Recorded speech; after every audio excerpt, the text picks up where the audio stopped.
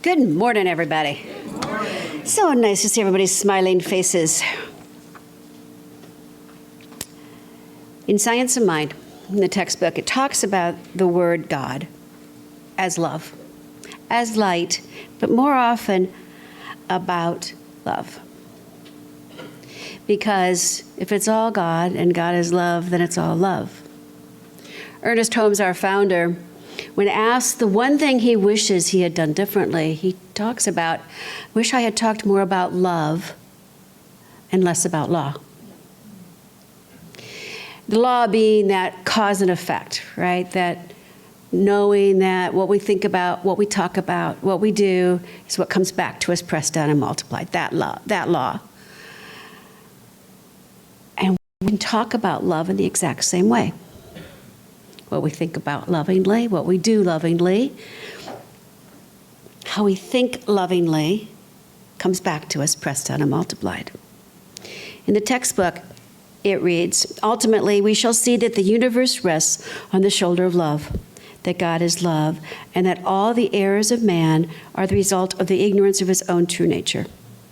An evolved soul judges no one, condemns no one, but realizes that they are on the road of experience, seeking the same goal, and that each must ultimately find his or her heaven as home. Heaven not being the place we go to, right? Heaven being the life we experience right here and right now from that place of love. And it's kind of a tall order, isn't it? Living from that place of heaven on earth. Living from that place of knowing that all is well and all will be well. It's a very tall order, especially in today's world with wars and violence and division and all of that other stuff, right? All of those shootings. It's hard. It's hard to see that heaven is unfolding continually. But there's more good than bad. And there's more of us focusing on the good than the bad. And that is what's going to continue to rise up the world. So this month we're talking about living life, living love out loud. And we're going to talk about leaning into love, seeking love in places and people that we interact with, in events in the world. We're going to talk about ideas about community and about forgiveness and about compassion. And as always, we start with oneself, because that's where it all starts and where it all ends. That self-love that allows us to dance on a grave, that allows us to think and be in the world, but still be within from that place of just sweetness. Sweetness. It starts with ourselves. It starts about knowing who we are, whose we are. It starts with walking our talk and talking our walk. It starts with not judging. It starts with us making sure that our vibration is at a level that attracts to us more of the goodness that we're giving out. Because circulation is circulation, right? The textbook again, all is mind, and as we attract to us what we first become, until we learn to love, we are not sending out love vibrations, and not until we send out those vibrations can we receive love in return. If we want to inspire others, if we want to encourage others, if we want this to be a world that works for everyone, our life needs to start working for us, and it begins with that idea of love. It is how we inspire, encourage, and we show a commitment to ourselves, to the world, to that one voice that we represent, that voice of God, our unique individualized expression of it. So I want to start with what love is not, because I want us to get really clear on it. Love is not setting a really high standard for yourself. Love is not about trying to be perfect. Love is not about putting yourself in higher regard than anyone else. Love is not thinking that everything revolves around you. Love is not patronizing. Love is not spoken loosely or lightly. Love, real love, is just being able to stand, I believe, in one's truth. Being comfortable in one's own skin. Love is being able to be who we are authentically here to be, and nothing more and nothing less. Now, love and self-compassion, they're not the same thing, but they're pretty closely tied. And Reverend Joanne's going to cover self-compassion and forgiveness next week, because both aspects are critical if we're living life from a place of love, a place of light. But I want to talk today about the kind of self-love where you really like yourself. It's like, okay, just to hang out with you. That kind of love. I'm going to talk about that ability to see yourself as worthy, as trustworthy, as see yourself from a place of where you really admire who you have become and who you are becoming. Love from a place of self-appreciation, of a positive regard for yourself always, despite what's going on. I want to talk about loving yourself in a way that allows us, at the end of the day, just to say, job well done, life well lived. So excited about what's next. Having a good understanding of both our strengths and our weaknesses, and appreciating both of them. It's a positive trait. And scientific studies have shown self-love has so many benefits. Self-love is more than just touchy-feely. Well, it is touchy-feely, but it's more than just touchy-feely. It's about acknowledging how powerful we are. Studies have shown that those people who really love, admire, and respect themselves have less stress and a higher resilience.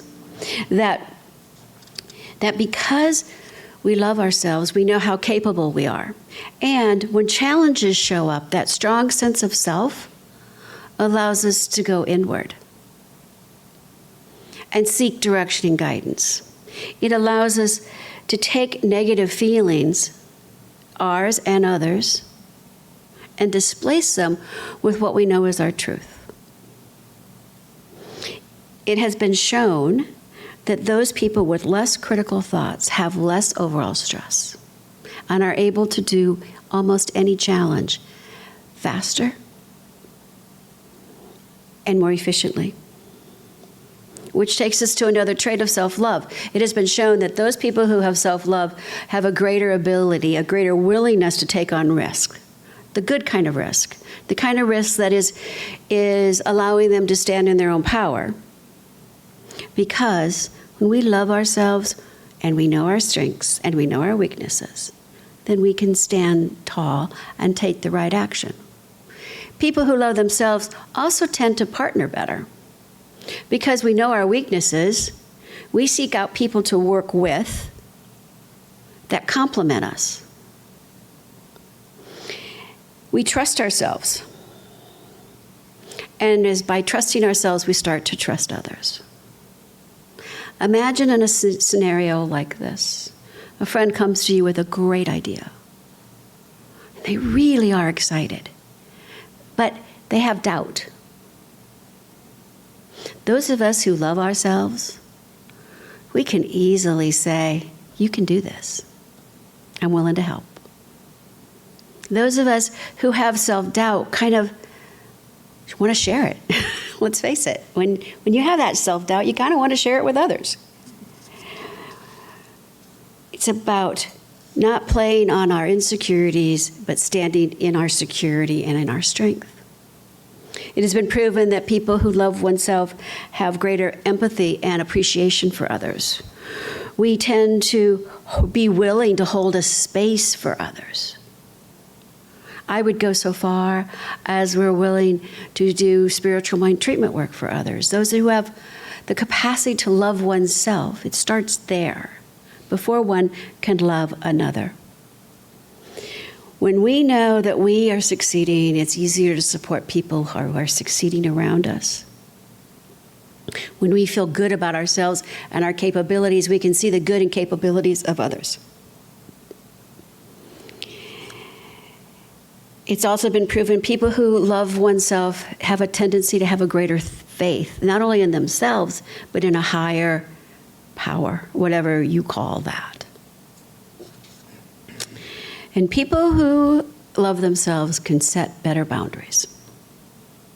There's an old saying that a dishonest yes to someone is a dishonest yes to someone is an honest no to one's self.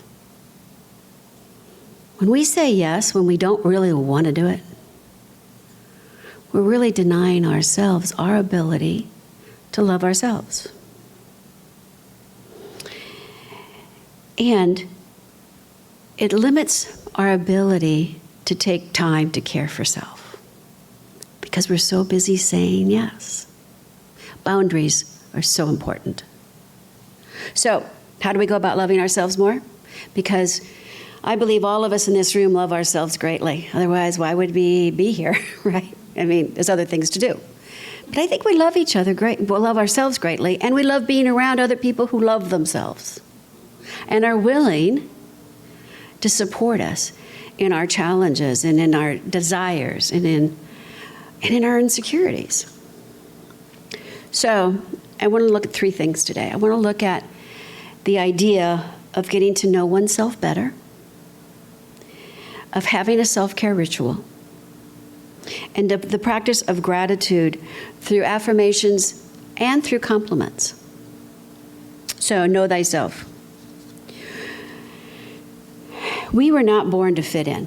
We were born to be unique and individualized expressions. We weren't born to fit in. Look at any child, right? Look at any person on the what you would used to be called elderly, right?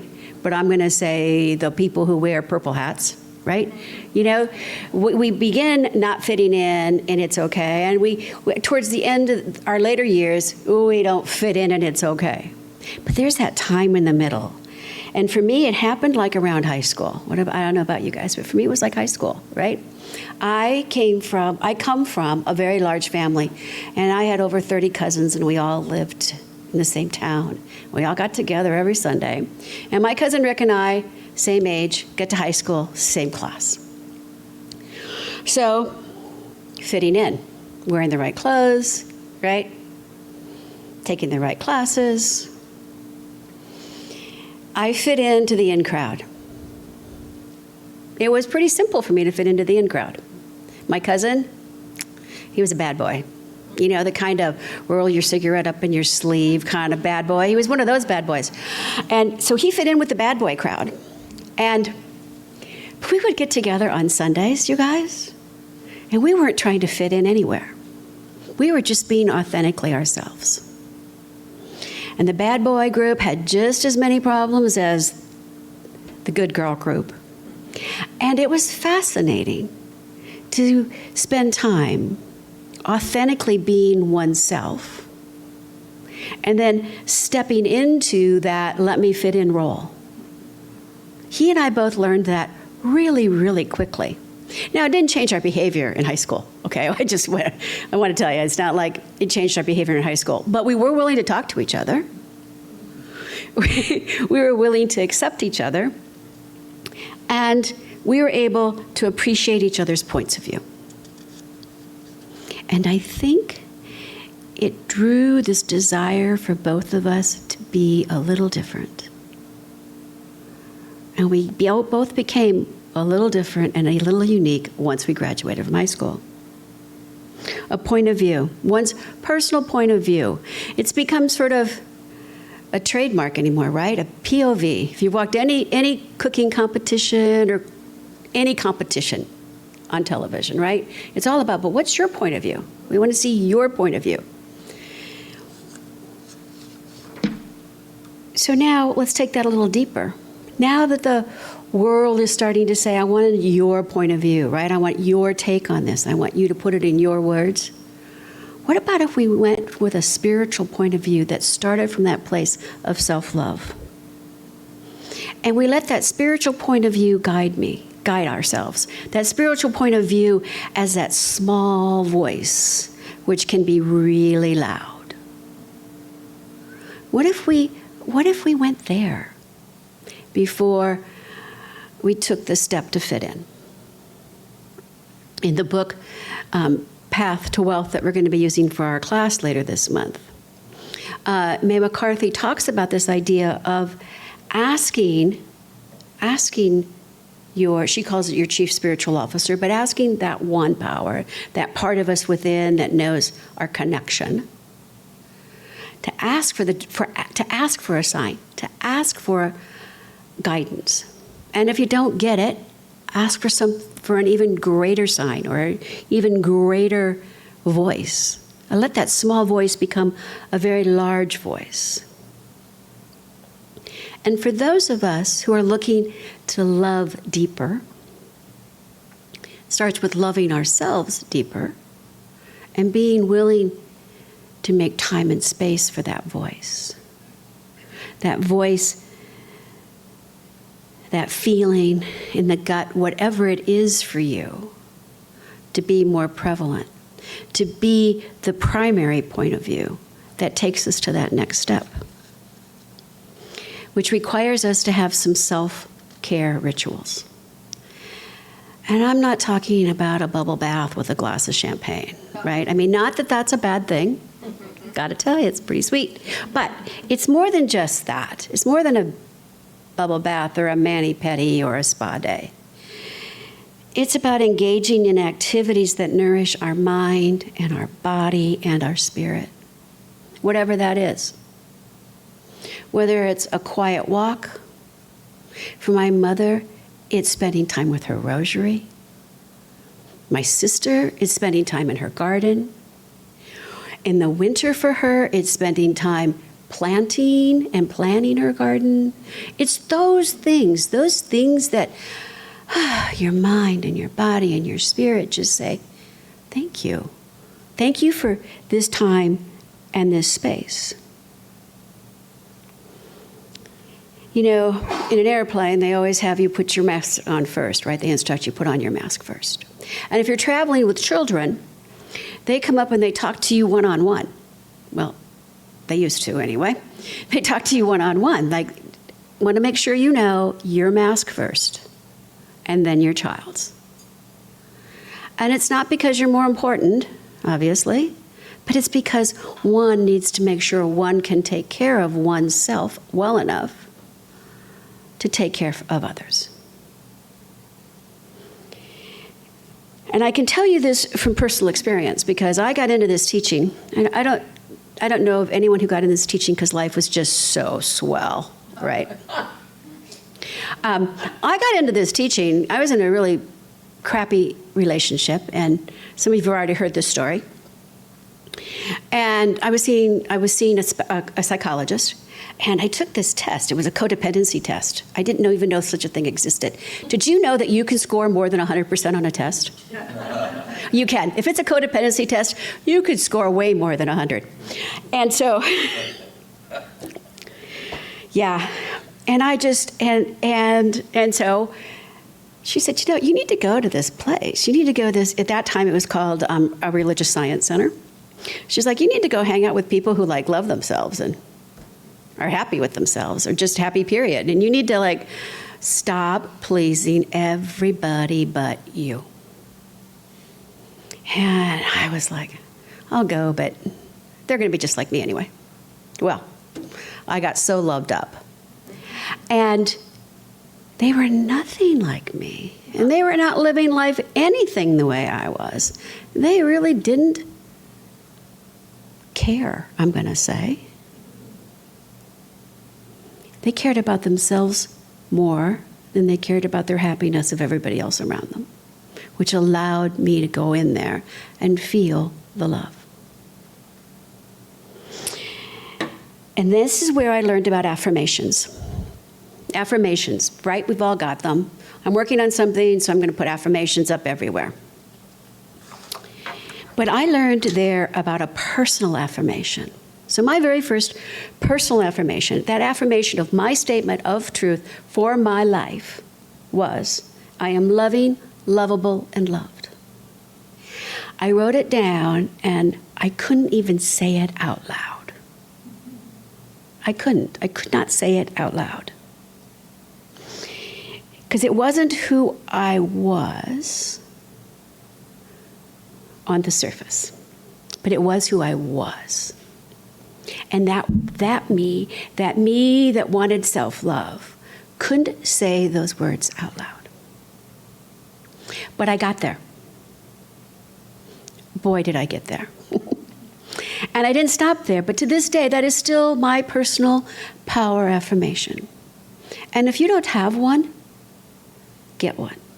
And if you want help getting one, see a practitioner here. Because that declaration of one's truth, of what one stands for in this world, is so powerful. To this day, when I'm starting to feel stressed out, when I'm starting to doubt myself, what shows up in my head? I am loving, lovable, and loved.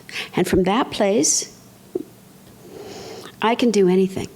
When that chatter starts happening in your head, having something to say to that chatter, to quiet it, to recognize that it's just chatter, that right there is self-love in pure action.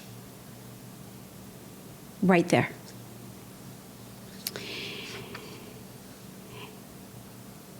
And it's wonderful. It's wonderful to know that that is my truth. So, power affirmation, you're personalized. Stepping into my power affirmation, I'm not saying it doesn't change because life changes. It hasn't changed for me. And yeah, you're going to have more than one. But get one. All right, so now I want to talk about compliments. Because Miss Codependent here, I got really good at giving compliments. But not so good at receiving compliments. On a scale of 1 to 10, where are you going to put yourselves as it relates to compliments? Because it's important from a self-love perspective to allow other people to acknowledge it, to step into it with you, right? Someone gives you a compliment from that place of love, mostly, not always, sorry to say, but you know, if it's a genuine compliment, it should be received as such. I went to a workshop, and we had to do this practice. And someone would give you a compliment, Anthony, someone would give you a compliment, and you would say in return, "Thank you, it's true." Thank you, it's true. Okay, you laugh, right? But think about it. You don't have to say it's true part out loud if you don't feel comfortable.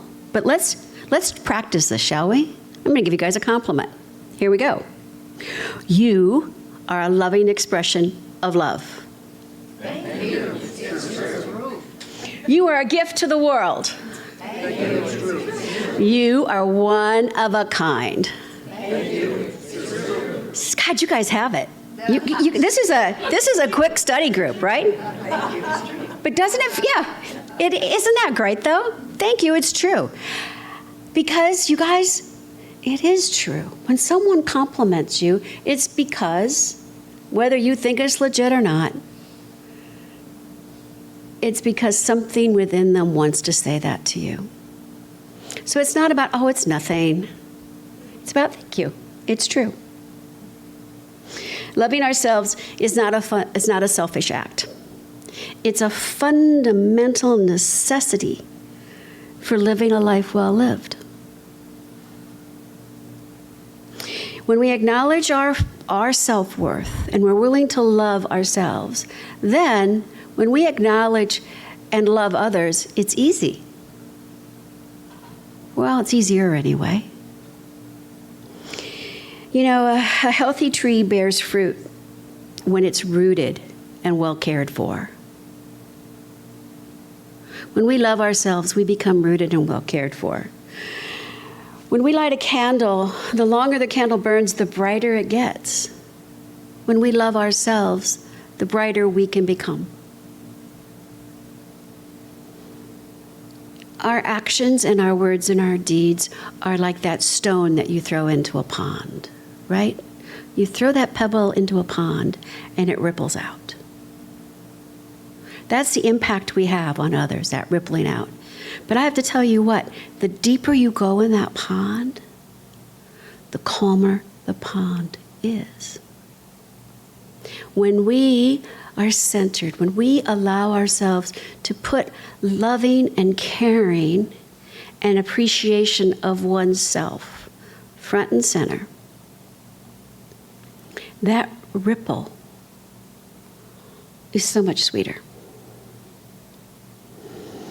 It says in the textbook, love is at the center of man's being, and the calm, continuous pulsation of life are governed by love. Don't you love that? I asked Jeff to do a spiritual mind treatment at the beginning because I don't want to close with one. I want to close with I Love Myself from Louise Hay. So would you join me? Would you just get quiet? Close your eyes if you want.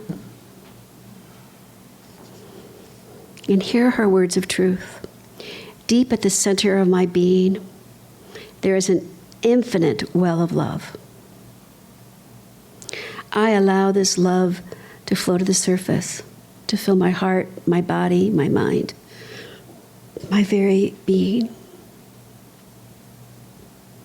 I allow myself to have it radiate in all directions and return to be multiplied. The more I use love and give, the more I have to give. My supply is endless. My expression makes me feel good and allows my inner joy to come forth. I love myself just the way I am. Therefore, I take loving care of my body. I provide myself comfort. I love myself, and therefore, I love what I do. I use my creative talents and abilities. I'm working with and for people. I'm hanging out with and with people that I love and who love me. I love myself. Therefore, I behave and I think in a loving way to all people. I attract loving people into my world, for they are my mirror of what I am. I love myself, therefore I forgive and totally release the past. I am free. I love myself, therefore I live totally in the now, experiencing each moment as good, and knowing that my future is bright, joyous, and secure. For I am a beloved child of the universe, and the universe lovingly takes care of me now and forevermore. Thank you.